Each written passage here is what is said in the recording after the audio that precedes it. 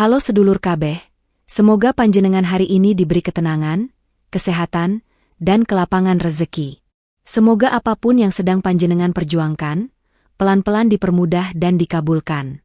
Terima kasih sudah hadir lagi di channel ini, tempat kita ngobrol santai tentang ilmu, makna hidup, dan wejangan leluhur. Silakan duduk santai, tarik napas pelan, dan mari kita masuk ke pembahasan yang cukup dalam malam ini. Sedulur, pernahkah panjenengan melihat seseorang menyakiti orang berweton kliwon? Tapi tidak lama setelah itu, hidupnya seperti ketiban sial tanpa sebab? Kenapa bisa begitu? Apa benar ada penjaga gaib yang melingkupi weton kliwon? Atau karma mereka memang lebih cepat bekerja? Nah, malam ini, panjenengan akan mendengar 7 karma cepat yang dipercaya akan menimpa siapapun yang berani menyakiti weton kliwon. Persiapkan diri, karena beberapa poin mungkin bikin panjenengan mengangguk-angguk. Wah, iya, aku pernah lihat kejadian ini. Sebelum masuk lebih dalam, panjenengan bantu dulu channel ini dengan like, share, dan subscribe, supaya semakin banyak sedulur lain mendapatkan manfaat dan wejangan ini. Tuliskan juga di komentar doaku hari ini, dan jangan lupa tulis kota atau daerah panjenengan. Biar kita semua saling mendoakan. Malam ini kita membahas tentang weton kliwon, salah satu weton paling kuat dalam primbon Jawa. Kliwon sering disebut sebagai weton yang punya energi halus kuat, intuisi tajam, dan perlindungan gaib bawaan. Karena energi itu, orang yang berniat buruk pada pemilik weton kliwon sering mendapat balasan cepat, bahkan tanpa pemilik weton sadar. Tentu saja, ini bukan ajaran untuk membalas dendam ya, sedulur. Tapi sebagai pengingat bahwa setiap tindakan pasti kembali ke pelakunya. Dan kini, mari kita mulai bab pertama. Karma 1, kehilangan ketenangan hati. Sedulur, ketika seseorang dengan sadar menyakiti pemilik weton kliwon, entah lewat ucapan, fitnah, atau perilaku yang merugikan, biasanya ada satu hal yang langsung terasa menimpa pelaku. Hatinya tidak tenang. Ketenangan yang sebelumnya ia miliki, pelan-pelan seperti hilang tersapu angin. Orang tua dulu bilang, energi kliwon itu halus namun sangat peka. Ketika hati si kliwon terluka, getaran batinnya memantul ke alam sekitar, dan pantulan itu mengenai siapapun yang membuatnya sedih.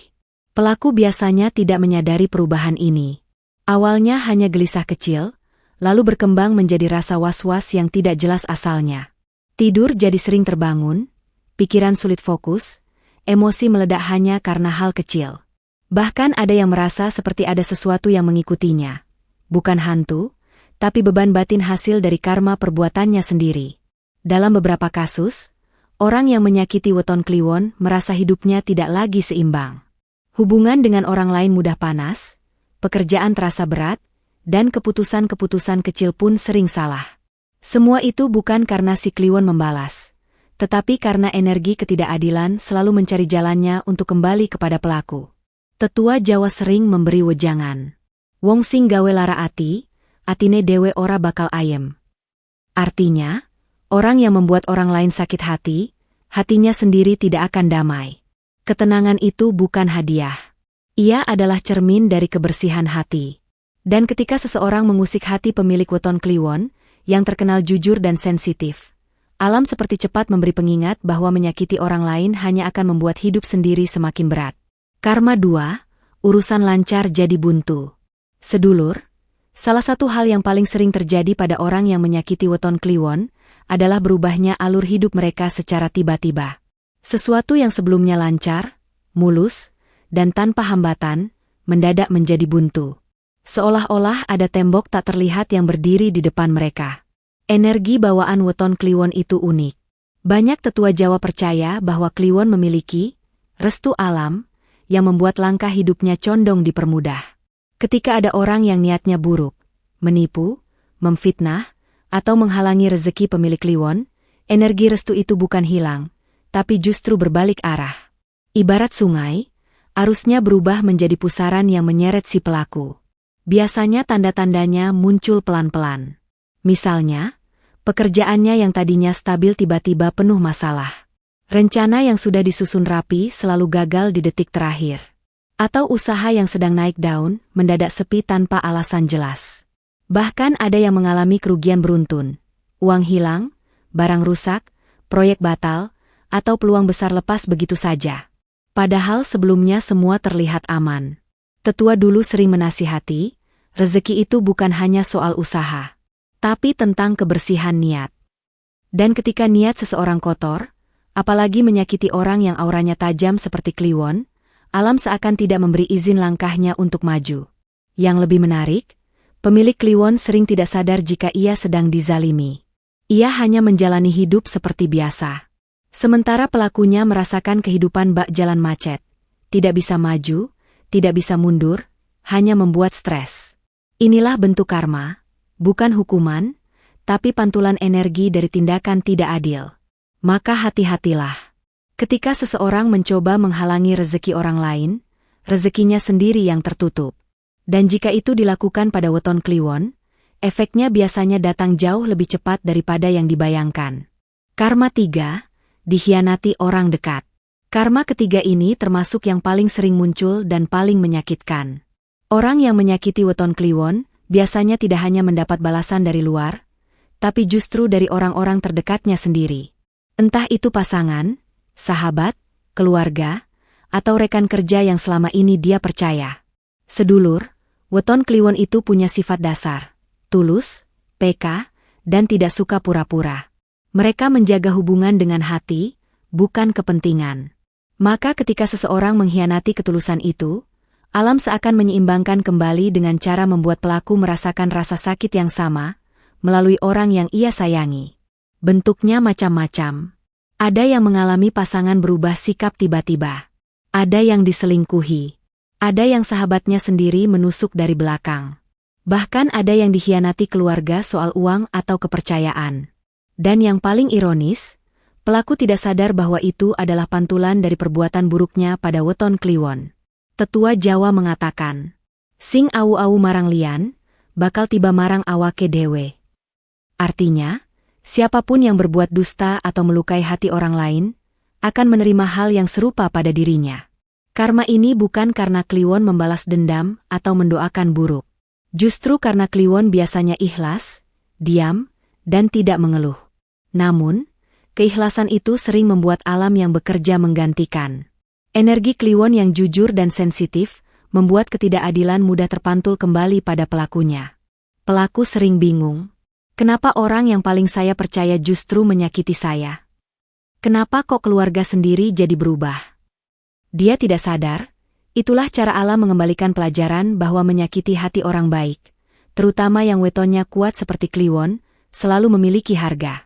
Dan pahitnya, rasa dikhianati oleh orang dekat itu jauh lebih menusuk daripada konflik dengan orang asing. Disinilah karma bekerja paling halus. Mengajarkan bahwa kejujuran harus dibalas dengan kejujuran, bukan dengan pengkhianatan. Karma 4, rezeki bocor tanpa sebab. Sedulur, karma keempat ini termasuk yang paling sering dianggap aneh oleh pelaku.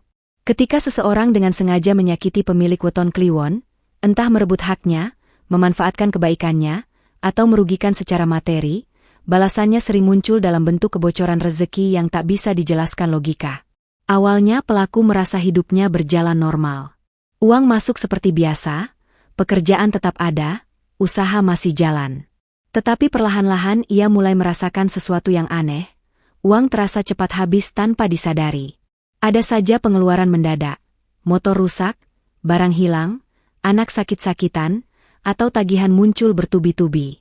Bahkan ada yang merasa tabungannya menguap begitu saja, padahal tidak dipakai untuk hal penting.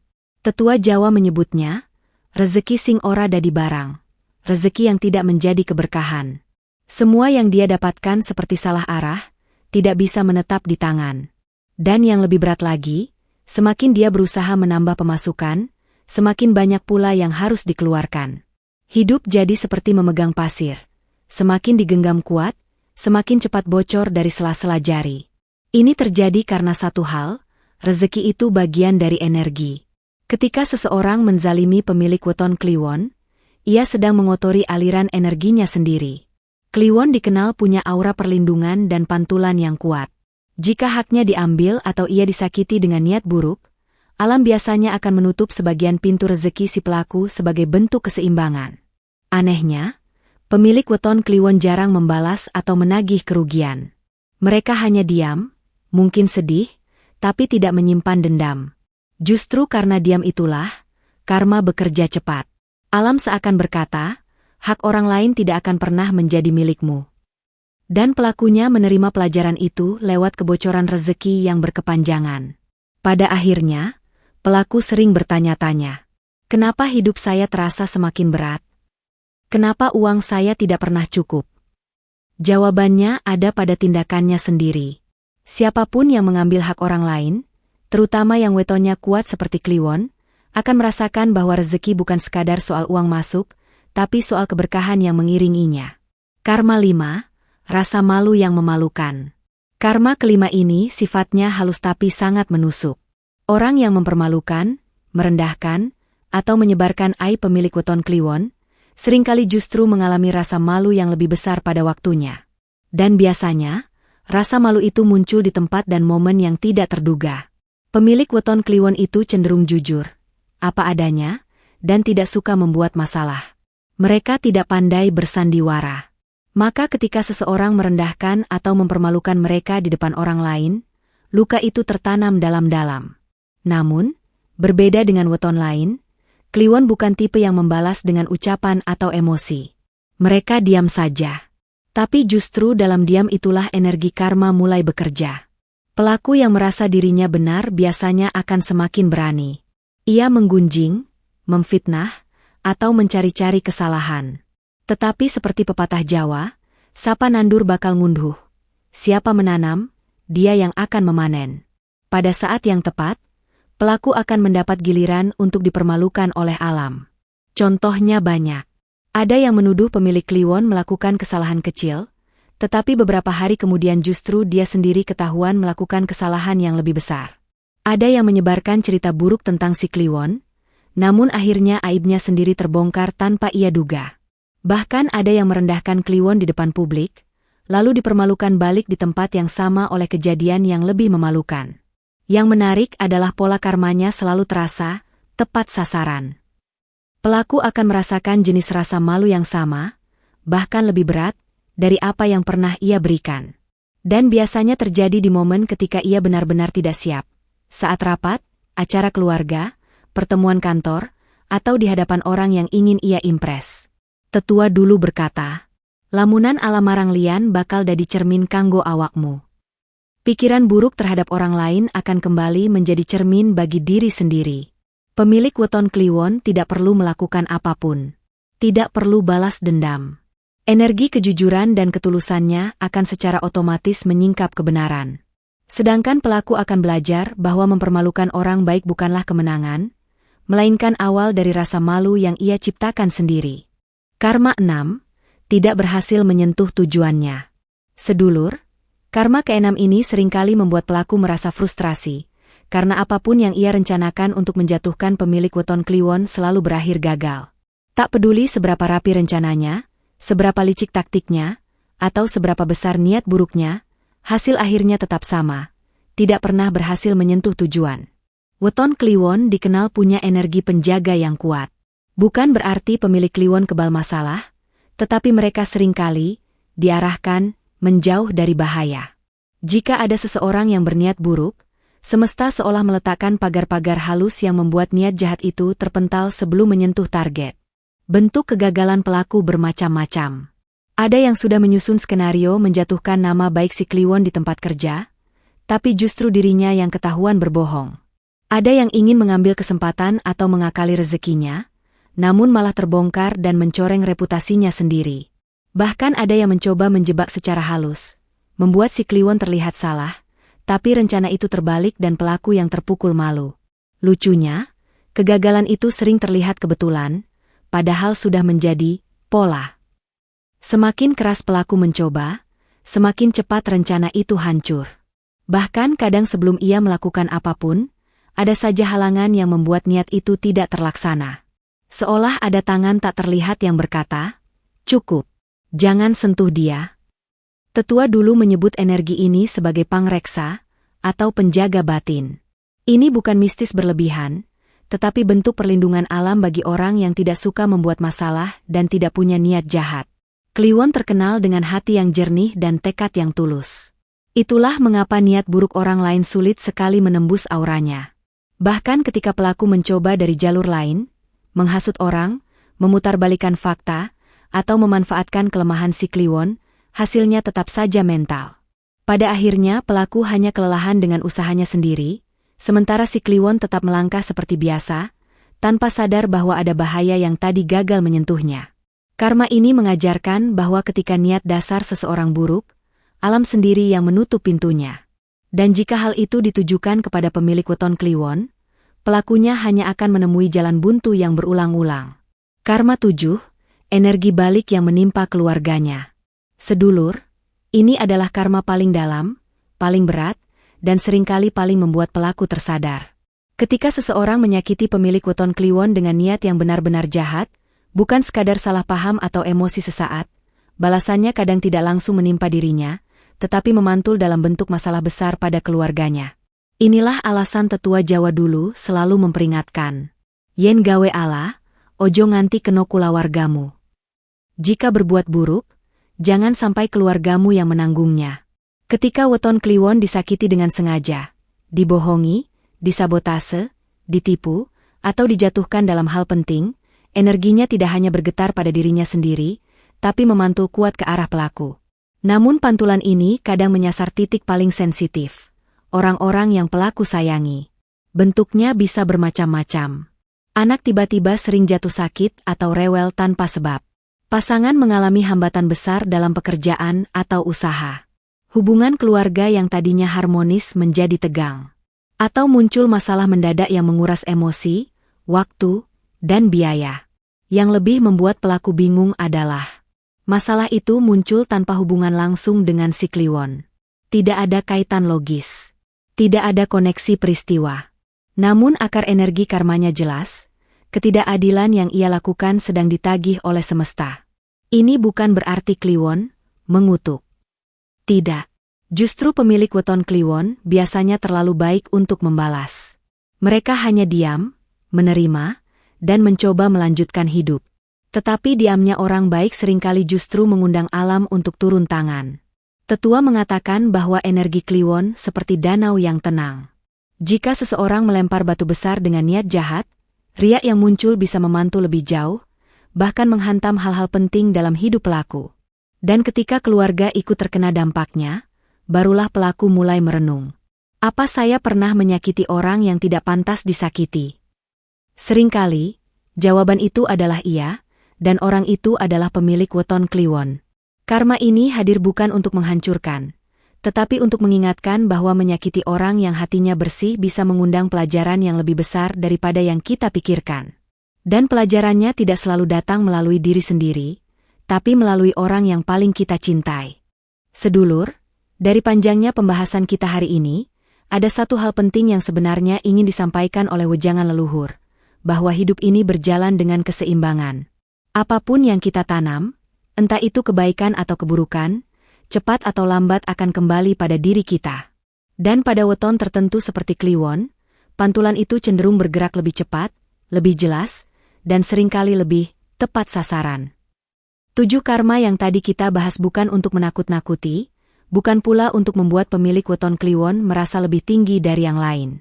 Justru sebaliknya, ini adalah pengingat agar kita semua berhati-hati dalam bersikap. Karena orang yang hatinya bersih, niatnya lurus, dan langkahnya dijaga alam, biasanya membawa energi yang tidak boleh disakiti sembarangan. Jika panjenengan adalah pemilik weton Kliwon, ingatlah satu hal, jangan menjadikan hal ini alasan untuk membalas sakit hati. Karena justru kekuatan weton Kliwon ada pada kelembutan hatinya. Orang Kliwon memang mudah tersentuh, mudah terluka, tapi juga mudah memaafkan dan jarang menyimpan dendam. Itu sebabnya semesta sering turun tangan, bukan karena kekuatan gaib yang menakutkan, tapi karena kejujuran dan ketulusannya yang perlu dijaga. Dan bagi sedulur yang bukan Kliwon, pesan ini sama pentingnya. Jangan pernah menguji kesabaran orang baik. Jangan sekali-sekali mengambil hak orang lain, memfitnah, atau merendahkan seseorang yang tidak pernah berniat buruk pada kita. Karena ketika hati orang baik terluka, alam biasanya tidak tinggal diam. Pada akhirnya, kesimpulan terbesar dari semua ini adalah, jagalah hati, jagalah ucapan, jagalah niat. Karena di dunia ini tidak ada yang benar-benar hilang. Semua energi kembali kepada pemiliknya. Dan setiap tindakan akan menemukan jalannya untuk pulang. Sedulur, terima kasih sudah membersamai perjalanan cerita dan wejangan panjang malam ini. Semoga apa yang panjenengan dengarkan bisa menjadi pengingat lembut untuk melangkah lebih hati-hati, lebih tulus, dan lebih penuh kesadaran. Kita semua sedang belajar, kita semua sedang berjalan. Semoga langkah panjenengan selalu dipermudah dan dijauhkan dari orang-orang yang berniat buruk. Sebelum video ini ditutup, panjenengan bantu dulu channel ini dengan like, share, dan subscribe, supaya semakin banyak sedulur lain bisa mendapat manfaat dari wejangan seperti ini. Dukungan panjenengan benar-benar berarti bagi perkembangan channel ini. Jangan lupa tuliskan di kolom komentar. Saya menerima kebaikan dan melepaskan keburukan. Atau panjenengan juga boleh tulis doa panjenengan malam ini, serta kota tempat panjenengan tinggal. Biar kita bisa saling mendoakan, saling menguatkan, dan saling menebarkan energi baik. Terima kasih sudah setia mendengarkan hingga akhir. Semoga kesehatan, ketenangan, dan keberkahan selalu menyertai keluarga panjenengan. Semoga segala pintu yang buntu dibukakan, segala beban diringankan, dan segala kesulitan dijauhkan. Sampai jumpa di video berikutnya, sedulur. Tetap jaga hatimu, jaga langkahmu, dan jaga niatmu. Dari saya, doa terbaik untuk panjenengan semua. Mugi tansah pinaringan rahayu, slamet, lan keberkahan tanpa henti.